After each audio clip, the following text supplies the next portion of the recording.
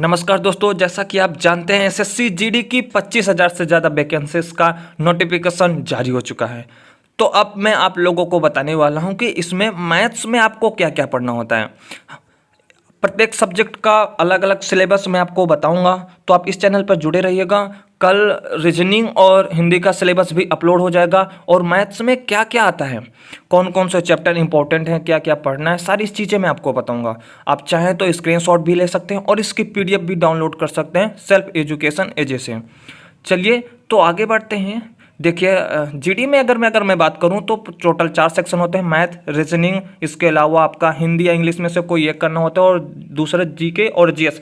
मतलब 4 सेक्शन होते हैं, 25-25 क्वेश्चन होते हैं, टोटल 100 क्वेश्चन का ये पेपर होता है। 90 मिनट्स का टाइम मिलता है।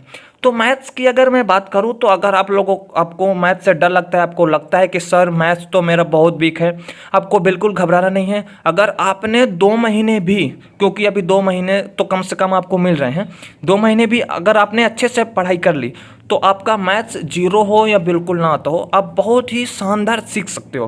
क्योंकि इसमें लेवल हाई लेवल नहीं आता है, इसमें एडवांस मैथ नहीं आता है। देखिए कौन कौन से चैप्टर इसमें आते हैं आपको मैं यहाँ पर दिखाई दे रहा हूँ।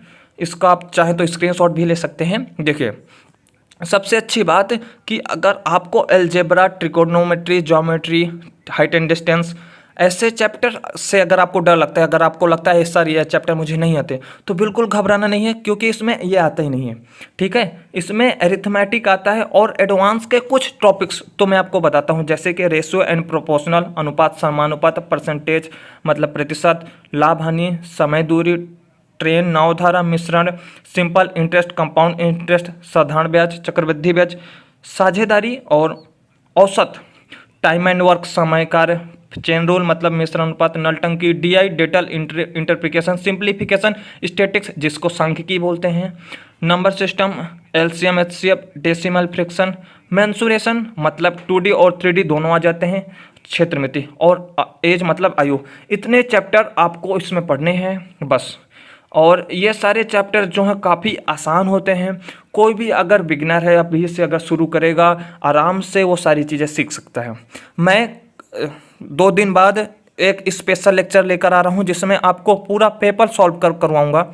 तो अगर आपको अभी भी थोड़ा डर है कि पता नहीं कैसा पेपर आता होगा, तो आप मेरे साथ एक दिन पेपर सॉल्व करिएगा, उसके बाद आप पूरे कॉन्फिडेंस से भर जाएंगे। आपको लगेगा कि हम इसकी तैयारी कर सकते हैं।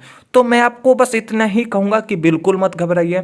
इन चैप्टर्स को आप बहुत ही आसानी से सीख सकते हैं बिना किसी दिक्कत के। जीरो लेवल से आज से आप शुरू करिए, आराम से सीख सकते हैं। तो उम्मीद करता हूँ मैथ्स का बस बच्चों को टॉपिक जानना होता है, और जब मैं आपको पुराना पेपर सॉल्व कराऊंगा तब मैं आपको बेटर ज़्यादा समझा पाऊंगा कि पेपर का लेवल क्या होता है। तो आप जुड़े रहिएगा, फिर मैं सेशन लेकर आऊँगा, पूरा पेपर सॉल्व करवाऊँगा, उसके बाद आप बहुत ज़्यादा बेटर फील करेंगे। आपको लगेगा कि हाँ आराम से ये पेपर निकाल सकते हैं। उम्मीद करता हूँ सारी चीज़ें आप लोगों को क्लियर हो गई हैं, और नए हैं तो चैनल को सब्सक्राइब करके ज़रूर जाइएगा, बेल आइकन जरूर दबाइएगा ताकि नोटिफिकेशन आपको हमेशा टाइम पर मिले। और जाते जाते सेशन को लाइक करते ज़रूर जाइएगा। कोई भी आपका डाउट है, कोई भी क्वेश्चन है वीडियो में, तो कमेंट करके ज़रूर जाइएगा ताकि हम उस पर आगे वीडियो बना सकें। बहुत धन्यवाद आपका।